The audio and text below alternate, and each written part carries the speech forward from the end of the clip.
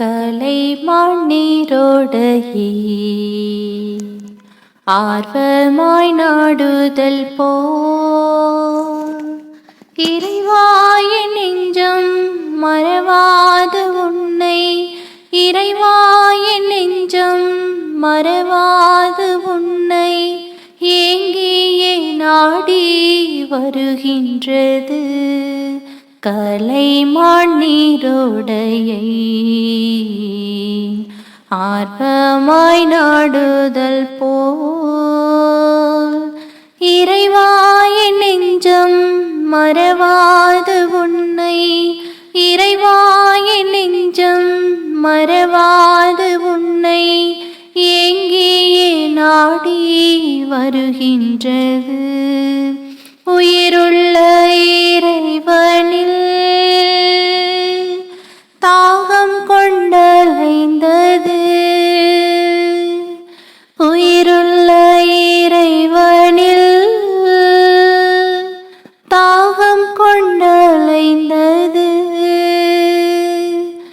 இறைவா உன்னை என்று நான் காண்பேன், இறைவா உன்னை என்று நான் காண்பேன், கண்ணீரே எந்தன் உணவானது கலைமான் நீரோடையை ஆர்வமாய் நாடுதல் போல் இறைவாய நெஞ்சம் மறவாது உன்னை, இறைவாய நெஞ்சம் மறவாது உன்னை ஏங்கியே நாடி வருகின்றது, ஏங்கியே நாடி வருகின்றது. பிதா சுதன் பரிசுத்த ஆவியின் பெயராலே ஆமீன். ஆண்டவர் உங்களோடு இருப்பாராக, உம் ஆன்மாவோடும் இருப்பாராக. யோபு புத்தகத்தில் இருந்து வாசகம், அதிகாரம் 5, இறை வார்த்தை 17. இதோ கடவுள் திருத்தும் மனிதர் பேறு பெற்றோர், ஆகவே வல்லவரின் கண்டிப்பை வெறுக்காதீர். ஆண்டவர் வழங்கும் அருள்வாக்கு. இறைவா உமக்கு நன்றி. கிறிஸ்துவுக்குள் பிரியமான என் அன்பு சகோதர சகோதரிகளே, மாதத்தின் கடைசி நாட்களில் இருக்கின்றோம். அன்பார்ந்தவர்களே, இந்த மாதம் முழுவதும் ஆண்டவர் நம்மை அற்புதமாய் வழிநடத்தி இருக்கின்றார். எவ்வளவோ ஆசீர்வாதங்களை கொடுத்து இருக்கின்றார். அதே வேளையில் நாம் ஆண்டவரை விட்டு வழி விலகியும் சென்றிருக்கின்றோம். அதை நீங்கள் அறிவீர்கள். உங்களுக்கு பிறகு ஆண்டவர் மட்டுமே அதை அறிவார். அப்படி என்றால் உங்களுடைய பாவம். எனவே இன்றும் நாளையும் நீங்கள் உங்களை தயாரிக்க வேண்டும். நீங்கள் இந்த மாதம் முழுவதும் செய்த பாவத்திற்காக ஆண்டவருடைய சமூகத்தில் இருந்து நீங்கள் மன்னிப்பை பெற்றுக்கொள்ள வேண்டும். அன்பார்ந்தவர்களே, இந்த நாட்களில், இந்த மாதத்தில் சில நேரங்களில் ஆண்டவர் உங்களை திருத்திருக்கலாம், உங்களை கண்டித்திருக்கலாம். அது உங்களுடைய நன்மைக்காகவே. அதை நீங்கள் அறிந்து கொள்ள வேண்டும். அதற்காக நீங்கள் ஆண்டவரை குறை சொல்லி பேசக்கூடாது. ஏனென்றால் ஆண்டவர் எந்த காரியத்தை நமக்கு செய்தாலும் அது நமக்கு நன்மையாகவே இருக்கும்படியாக, அது நன்மையாய் வரும்படியாக ஆண்டவர் நமக்கு அதை செய்தருள்வார். எனவே ஆண்டவருடைய வார்த்தைகளை கேட்டு வாழக்கூடிய நாம் ஆண்டவருடைய சமூகத்தில் அதிகாலையில் இருந்து ஜெபித்து அவருடைய ஆசீர்வாதத்தை பெற்றுக்கொள்ளக்கூடிய நாம் சில நேரங்களில் அவர் தண்டிக்கக்கூடிய வேளையிலே அதை மகிழ்ச்சியோடு பெற்றுக்கொள்ள வேண்டும். அப்படி என்றால் சில தோல்விகள் நமக்கு பாடங்களை கற்றுக் கொடுக்கும், அல்லது நம்முடைய தாய் தந்தையர்கள் நமக்கு சில வழிமுறைகளை அமைத்துக் கொடுப்பார்கள். அந்த நேரத்தில் அவர்கள் திருத்தக்கூடிய வேளையில் சில நேரங்களில் நமக்கு வலி இருக்கும், சில நேரங்களில் நம்மால் அதை வளைந்து கொடுக்க முடியாமல் இருக்கும். அதை நாம் புறக்கணிக்க கூடாது. அன்பார்ந்தவர்களே, இந்த நாளில் தான் ஆண்டவர் உங்களை பார்த்து சொல்லுகின்றார். உங்களுக்கு கொடுக்கக்கூடிய வார்த்தை என்னவென்றால், வல்லவரின் கண்டிப்பை வெறுக்காதீர்கள். நாம் ஆண்டவராகிய கடவுளுடைய கண்டிப்பை நாம் வெறுக்க கூடாதாம். அதை நாம் வெறுக்கக்கூடிய வேளையிலே மீண்டும் மீண்டுமாய் நாம் பாவம் செய்து முழுவதுமாய் நாம் அழிந்து போவோம். எனவே சிறிய சிறிய தவறுகள் செய்யக்கூடிய வேளையிலே ஆண்டவர் நம்மை திருத்தக்கூடிய நேரத்தில் அதை அன்போடு ஏற்றுக்கொண்டு ஆண்டவர் என்னை திருத்துகின்றார், அதன்படி ஒரு நல்ல ஒரு வாழ்க்கை வாழ்ந்து அவருக்கு முன்பாக நான் சாட்சியா நிற்பேன் என்று சொல்லி நீங்கள் உறுதியோடு வாழ வேண்டும். அதை தான் நம் நற்கருணை நாதர் விரும்புகின்றார். அப்படி இல்லாதபடி ஏனோ தானோ என்று வாழ்ந்து கொண்டு இருக்கக்கூடிய வேளையிலே ஆண்டவர் உங்களை அப்படியே விட்டு விடுவார். கடைசியாக ஆண்டவர் உங்களை பிடிக்கக்கூடிய நேரத்தில் அது நமக்கு பெரும் வழியை ஏற்படுத்தும். அதனால் நம் மனம் உடைந்து போவோம். அதற்காகத்தான் ஆண்டவர் யோபுவின் மூலம் இவ்வாறு பேசுகின்றார். யோபுவினுடைய குடும்ப வாழ்க்கையை நீங்கள் எடுத்துக் கொள்ளுங்கள். எல்லாவற்றையும் இழந்து போனார். தன்னுடைய பிள்ளைகளை இழந்து போனார். தன்னுடைய மனைவி அவரை விட்டு கடந்து போய்விட்டார். சொத்து சுகம் நண்பர்கள் எல்லாவற்றையும் இழந்து போய்விட்டார். தன்னுடைய சரீரத்தை கூட இழந்து போய்விட்டார். அந்த நேரத்திலும் ஆண்டவரோடு கூட உறுதியாய் இருந்தபடியினால், ஆண்டவர் அவரோடு கூட இருந்தபடியினால் சில சோதனைகளுக்கு பிறகு வல்லமையான ஆற்றலையும் அழகான பிள்ளைகளையும் மனைவியையும் பொருள் செல்வங்களையும் திரும்ப அவருக்கு கொடுத்து ஆசீர்வதித்தார். எனவே சில நேரங்கள் நீங்கள் இந்த நாட்களில் நினைக்கலாம், இந்த கொரோனாவினால் பாதிக்கப்பட்டு இந்த சூழ்நிலைகள் பாதிப்பு அடைந்து உங்களுடைய தொழிலில் எந்த ஒரு முன்னேற்றம் இல்லாமல் இருக்கலாம். எதை நீங்கள் சந்தித்தாலும் தோல்வியாய் இருக்கலாம். எந்த செயல்களை செய்தாலும் அதில் வெற்றி கிடைக்காதபடி தொடர்ந்து வீழ்ச்சியாக இருக்கலாம். கலக்கம் கொள்ள வேண்டாம். ஆண்டவருடைய வார்த்தை சொல்லுகின்றது, கடவுள் திருத்தும் மனிதர் பேறு பெற்றோர். ஆகவே வல்லவரின் கண்டிப்பை வெறுக்காதீர்கள். ஆண்டவர் நம்மை கண்டித்தாலும் நம்மை திருத்துகிறவர் அவராய் இருக்கின்றார். தொடர்ந்து வாசித்தோம் என்றால், காயப்படுத்தினாலும் கட்டு போடுபவர் அவரே, அடித்தாலும் மாற்றுகின்ற கை அவரதே. பாருங்கள் அன்பார்ந்தவர்களே, சோதனைகள் வந்தாலும் சரி, நம்முடைய நமக்கு காயம் வரும்படி நமக்கு சோதனைகளும் மன உளைச்சல் வந்தாலும் சரி, அதற்கு மருந்து போடக்கூடிய ஒரே மெய்யான தெய்வம் இந்த உலகத்தில் உண்டு என்றால் நம் ஆண்டவராகிய இயேசு கிறிஸ்து. அவர்தான் உங்களுக்காக உயிர் கொடுத்தார். அவர்தான் உங்களை மீட்டு ரட்சித்து இருக்கின்றார்.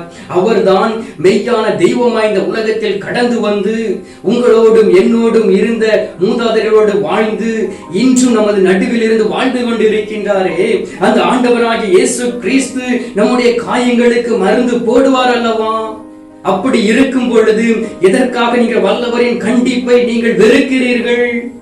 ஏன் ஆண்டவர் எனக்கு இப்படி செய்து விட்டார் என்று சொல்லி ஏன் அவரை பழிக்கிறீர்கள்? அவருக்கு எதிராய் பேசுகிறீர்கள்? அன்பார்ந்தவர்களே, உங்களுடைய வாழ்க்கையை நீங்கள் ஆராய்ந்து பாருங்கள். எத்தனை முறை நீங்கள் தவறு செய்திருக்கின்றீர்கள்? சிறு வயதில் இருக்கும் பொழுது உங்களுடைய தாய் தந்தைக்கு எதிராக தவறு செய்திருக்கின்றீர்கள். அந்த வேளையில் உங்களுடைய தாய் தந்தையை திருத்தி இருக்கலாம். சில நேரங்களில் பெரம்பை எடுத்து அடித்து உங்களை திருத்தி இருக்கலாம். வார்த்தைகளினால் திருத்தி இருக்கலாம். இன்று வரை உங்களுடைய தாய் தந்தையர்கள் என்னுடைய பிள்ளை தவறு செய்து விட்டானே, எனவே நான் அவனை தள்ளிவிடுவேன் என்று உங்களை தள்ளிவிடவில்லை. எப்படியாவது அவன் திருந்தி விடுவான், அவள் திருந்தி விடுவான் என்று சொல்லி நன்றாக படிக்க வைத்து நல்ல வேலை வாய்ப்புகளை ஏற்படுத்தி கொடுத்து இருக்கிறார்கள். இதுதான் உங்களுடைய தாய் தந்தையருடைய செயல். இந்த உலகத்தில் வாழக்கூடிய இந்த குறுகிய காலகட்டங்களில் உங்களுடைய தாய் தந்தை உங்களுக்கு இவ்வாறு செய்யக்கூடிய வேளையிலே, உங்களை கண்டித்து திருத்தி உங்களை நல்வழியில் நடத்தக்கூடிய வேளையிலே, உங்களையும் என்னையும் படைத்த ஆண்டவராகிய இயேசு கிறிஸ்து நீங்கள் தவறு செய்யக்கூடிய வேளையிலே உங்களை கண்டித்து திருத்துவது மெய்யல்லவா? ஏனென்றால் அவருடைய உயிர் மூச்சு நாம் பெற்றிருக்கிறோம் அல்லவா? அவருடைய சரீரத்தை நாம் பெற்றிருக்கிறோம் அல்லவா? அப்படி இருக்கும் பொழுது அழிந்து போகக்கூடிய செல்வங்களை தேடி அலைந்து அமைதியும் சந்தோஷத்தையும் மகிழ்ச்சியும் இழந்து பாவத்திற்கு மீது பாவம் செய்து ஆண்டவரை பழித்துரைத்து வாழ்ந்து கொண்டு இருக்கிறோமே, ஆண்டவர் தண்டிப்பதை நாம் ஏற்றுக்கொள்ள வேண்டும். அது ஒரு சுமை என்று நினைக்காதபடி ஒரு சுகமாய் நினைத்து நாம் வாழக்கூடிய வேளையிலே ஆண்டவர் நமக்கு ஆற்றலையும் வல்லமையும் கொடுப்பார். எபிரேயர் 12வது அதிகாரம் 10வது வார்த்தையில் சொல்லப்பட்டு இருக்கின்றது, இவ்வுலக தந்தையர் தங்களுக்கு நலம் என தோன்றிய வகையில் சிறிது காலம் தம்மை தண்டித்து திருத்தினார்கள். ஆனால் கடவுள் நமது நலன்களுக்காக நாமும் அவருடைய தூய்மையில் பங்கு கொள்ள வேண்டும் என்பதற்காகவே தம்மை தண்டித்து திருத்துகின்றார். ஆண்டவராகிய கடவுள் தூயதொரு தெய்வமாய் இருக்கின்றார், பரிசுத்தத்தின் பரிசுத்தமாய் இருக்கின்றார். அவரை சூழ்ந்து நின்று வான தூதர்கள் தூயவர் தூயவர் தூயவர், விண்ணையும் மண்ணையும் படைத்த தெய்வம் தூயவர் என்று சொல்லி அயராது புகழ்ந்து கொண்டு இருக்கின்றார்களே, அந்த தூயவரை நாம் பார்ப்பதற்கு, அவரை தந்தையாக ஏற்றுக்கொள்வதற்கு நமக்குள் அந்த பரிசுத்தம் வேண்டும் அல்லவா? அந்த பரிசுத்தம் இல்லாதபடி நாம் அவரை தேடக்கூடிய வேளையிலே, அவர் அருகில் செல்லக்கூடிய வேளையிலே அவர் நம்மை கண்டித்து திருத்துவார் அல்லவா? அதை நீங்கள் அறிந்திருக்கிறீர்களா? அப்படி அறியவில்லை என்றால் இந்த நாளில் அறிந்து கொள்ளுங்கள் அன்பார்ந்தவர்களே. உலகபூர்வமாக வாழக்கூடிய உங்கள் தாய் தந்தையர்கள், இந்த வாடகை உலகத்தில் இருக்கக்கூடிய நாம், நமக்கு வாடகையாக கொடுக்கப்பட்டிருக்கக்கூடிய தாய் தந்தையர்கள் நம்மை திருத்துகிறார்கள் என்றால், நம்முடைய ஆசிரியர்கள் நம்மை திருத்துகிறார்கள் என்றால், வேலை செய்கின்ற இடத்தில் நம்மை திருத்துகிறார்கள் என்றால், உங்களையும் என்னையும் படைத்த கடவுள் உண்மையுமாக நம்மளை திருத்துவார். அதை நாம் ஏற்றுக்கொள்ள வேண்டும். அப்பொழுதுதான் அவருடைய மகிமையில் நாம் பங்கு கொள்ள முடியும். அவர் நமக்காக ஏற்பாடு செய்திருக்கக்கூடிய அந்த விண்ணக வீட்டிற்குள் நாம் கடந்து செல்ல முடியும். அப்படி நம்மை அவர் தண்டிக்க வேண்டாம் என்று நாம் நினைத்து விட்டால் நாம் கைவிடப்பட்டு விடுவோம்.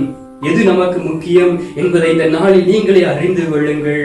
நீங்கள் எப்படிப்பட்டவர்களாய் இருக்கலாம், செல்வந்தர்களாய் இருக்கலாம், பெரிய கோடீஸ்வரராய் இருக்கலாம், அல்லது நீங்கள் பணம் இல்லாதபடி வாழ்ந்திருக்கலாம், தினமும் வேலை செய்து 5-10 ரூபாய்க்கு வேலை செய்து வாழ்ந்து கொண்டு இருக்கலாம், நடுத்தர குடும்பத்தில் இருக்கலாம். நீங்கள் எப்படி இருந்தாலும் உங்களுடைய வாழ்க்கையின்படிதான் ஆண்டவர் உங்களை தீர்ப்பிடுவார். அன்பார்ந்தவர்களே, இருப்பதை மற்றவர்களோடு பகிர்ந்து கொள்வோம். ஆண்டவருடைய வல்லமை நாம் பெற்றுக்கொள்வோம். அப்பொழுதுதான் ஆண்டவர் நம்மோடு கூட இருப்பார். அன்பார்ந்தவர்களே, எனவே ஆண்டவர் நம்மை தண்டிக்கக்கூடிய வேளையிலே அதை ஏற்றுக்கொள்வோம். அது நமதுடைய நன்மைக்காக தான், நம்முடைய மீறுதலுக்காக தான் அவர் நம்மை தண்டிக்கிறார் என்று சொல்லி அதை நாம் ஏற்றுக்கொள்வோம். நீதிமொழிகள் 3வது அதிகாரம் 11வது வார்த்தையில் சொல்லப்பட்டு இருக்கின்றது, பிள்ளாய், ஆண்டவர் உன்னை கண்டித்து திருத்துவதை வேண்டாம் என்று தள்ளிவிடாதே, அவர் கண்டிக்கும் போது அதை ஒரு தொல்லையாக நீ நினைக்காதே என்று சொல்லி, உங்களுடைய தாய் தந்தையர்கள் உங்களை தண்டிக்கக்கூடிய வேளையில் அதை நீங்கள் தொல்லையாய் நினைத்தால் இந்த நாளில் நீங்கள் ஒரு கொள்ளைக்காரனோ கொலைகாரனாக தான் இந்த உலகத்தில் வாழ முடியும். மற்றவர்களை ஏமாற்றி பிழைப்பவர்களாக தான் வாழ முடியும். அவர்கள் உங்களை திருத்தியபடியினால் இன்று நல்லதொரு வாழ்க்கை நீங்கள் வாழ்ந்து கொண்டு இருக்கின்றீர்கள். தாய் தந்தையர்கள் திருத்தக்கூடிய வேளையிலே ஆண்டவருடைய கரம் உங்களோடு கூட இருக்கும். எனவே அன்பார்ந்தவர்களே, இந்த நாளில் நாம் ஆண்டவரிடம் மன்றாடுவோம். ஆண்டவரே, அநேக முறை நீர் எங்களை திருத்திருக்கின்றீர், அதை நாங்கள் அறியாமல் இருக்கின்றோம்.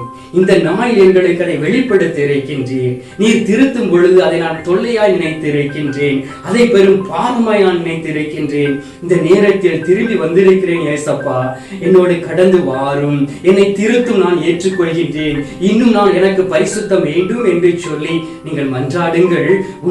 உண்மையுமாக அவர் உங்களை ஆசீர்வதிப்பார். இந்த நேரத்தில் என்னோடு இணைந்து நீங்கள் ஜெபிப்பீர்கள். அன்பார்ந்தவர்களே, நாம் இணைந்து ஜெபிப்போம். ஆண்டவர் தரக்கூடிய அந்த கண்டிப்பை பெற்றுக்கொண்டு ஒரு மகிழ்ச்சியான பிள்ளைகளாய் அவர் சமூகத்தில் வாழ்வோம். இந்த நேரத்தில் நாம் ஜெபிக்கலாம். எங்கள் பரலோக தந்தையே, இயேசு கிறிஸ்துவே, தூய நல் ஆவியே, தந்தையே, இந்த அருமையான காலை பொழுதிற்காக நன்றி சொல்லி உம்மை துதிக்கிறோம் தகப்பனே. இதோ தாயும் தந்தையுமா இருந்து எங்களை கண்டித்து திருத்தி ஒவ்வொரு நாளும் எங்களை வழிநடத்தி கொண்டு இருக்கிறவரே, உம்மை நன்றி சொல்லி உம்மை துதிக்கிறோம். ஆண்டவரே, நீர் வல்லமை மிக்க தெய்வமாய் இருக்கின்றீர். உலகம் முடியும் வரை என்னாலும் கூட இருப்பேன் என்று சொல்லி இந்நாள் வரைக்கும் எங்களோடு கூட இருந்து எங்களை வழிநடத்தி கொண்டு இருக்கின்றீர். ஆண்டவரே, நீர் வல்லமையோடு எங்களை உரிமையோடும் கண்டிப்பதை நாங்கள் ஏற்றுக்கொள்ளாதபடி மீண்டுமாய் பாவம் செய்து உமது கையிலிருந்து நாங்கள் தப்பி ஓடி இருக்கின்றோம். ஆனால் மீண்டுமாய் நீர் எங்களை தேடி அரவணைத்து உமது அன்பான கரங்களுக்குள் எங்களை வைத்து எங்களை வழிநடத்தி கொண்டு இருக்கின்றீர். அதற்காக நன்றி. ஆண்டவரே, எங்களுக்கு பொண்ணு வேண்டும், பொருள் வேண்டும், சொத்து வேண்டும், பணம் வேண்டும் என்று சொல்லி அலைந்து திரிந்து நீர் கொடுத்த கண்டிப்பை கூட மறந்து மீண்டுமாய் நாங்கள் தவறி இருக்கின்றோம். இந்த நேரத்தில் திரும்பி வந்திருக்கிறோம் சுவாமி. ஆண்டவரே, நீர் எங்களை கண்டிக்க உமக்கு உரிமை மகிமை உண்டு தகப்பனே. ஆண்டவரே, இந்த போலியான இந்த உலகத்தில் வாழ்ந்து கொண்டிருக்கின்றோம். நீர் கொடுத்த இந்த உடலும் ஆற்றலும் உமக்கு சொந்தம் சுவாமி. நீர் இந்த நாளில் எங்களை திருத்துவீராக. உம்மை போல் பரிசுத்தமாய் வாழ வேண்டும். ஒவ்வொரு நாளும் அதை முகமுகமாய் பார்க்க வேண்டும். ஒவ்வொரு நாளும் அது ஆற்றலை பெற்றுக்கொண்டு அதன்படி வாழ வேண்டும். அதற்குள்ள பலத்தை மாற்ற நீர் எங்களுக்கு தாரும் தகப்பனே. இதோ எனக்கு என் ஆண்டவராகிய இயேசு கிறிஸ்து மட்டும் போதும், அவரே எனக்கு தாய் தந்தையாய் இருக்க வேண்டும் என்று சொல்லி உம்மை நோக்கி ஜெபிக்கக்கூடிய பிள்ளைகள் ஒவ்வொருவரையும் ஒப்புக்கொடுக்கின்றேன். இந்த கத்தோலிக்க காணொளியின் வழியாக உம்மை உற்று நோக்கக்கூடிய பிள்ளைகளை ஒப்புக்கொடுக்கின்றேன். நீர் தொடுவீராக, நீர் அவர்களை திருத்துவீராக. பாவத்தில் மீண்டும் விழுந்து விடாதபடி நீர் அவரை பலப்படுத்தும்படியாக ஜெபிக்கின்றேன். தூய ஆவியினால் நிரப்பும்படியாக ஜெபிக்கின்றேன். மன காயங்களை ஆற்றும்படியாக ஜெபிக்கின்றேன். ஆண்டவரே, பழித்து பேசாதபடி எப்பொழுதும் நல்ல வார்த்தைகளை பேசக்கூடிய ஆற்றலையும் வல்லமையும் கொடுக்கும்படியாக ஜெபிக்கின்றேன் சுவாமி. Thank you Jesus, praise to Jesus, glory to Jesus. ஆண்டவரே, இந்த நேரத்திலே கூட இருப்பதற்காக நன்றி. வல்லமையாய் செயலாற்றி உம்முடைய ஜெபத்தை கேட்டிருப்பதற்காக நன்றி சொல்லி உம்மை துதிக்கின்றோம். மீட்பரும் இரட்சகருமான இயேசுவின் திருக்கரத்தில் ஒப்புக்கொடுத்து தாய் கன்னி மரியாள் வழியாக ஜெபிக்கின்றோம் எங்கள் நல்ல தந்தையே, ஆமென். அருள் நிறைந்த மரியே வாழ்க, கர்த்தர் உடனே பெண்களுக்குள் ஆசீர்வதிக்கப்பட்டவள் நீரே. உம்முடைய திருவயிற்றின் கனியாகிய இயேசுவும் ஆசீர்வதிக்கப்பட்டவரே. அஜிஷ்ட மரியே, சர்வேசுடைய மாதாவே, பாவிகளா இருக்கிற எங்களுக்காக இப்பொழுதும் எங்கள் மரண நேரத்திலும் வேண்டிக் கொள்ளும். ஆமென். பிதாவுக்கும் சுதனுக்கும் பரிசுத்த ஆவிக்கும் மகிமை உண்டாவதாக. அதில் இருந்தது போல இப்பொழுதும் எப்பொழுதும் என்றென்றும் இருப்பதாக. ஆமென். அன்பார்ந்தவர்களே, ஆண்டவர் நம்மை கண்டித்து திருத்துவதை ஏற்றுக்கொள்வோம். இந்த நேரத்தில் தந்தையாய் இருந்து நம்மை ஆசீர்வதிப்பதை, அந்த ஆசீர்வாதத்தை நம்முடைய தந்தையினுடைய கரத்தில் இருந்து பெற்றுக்கொள்வோம். எல்லாம் வல்ல இறைவன் பிதா, சுதன், பரிசுத்த ஆவி உங்களை ஆசீர்வதித்து உங்களோடு கூட இருந்து உங்களை எப்பொழுதும் திருத்தி உங்களுக்கு நல் வாழ்வை அருள்வாராக. ஆமென்.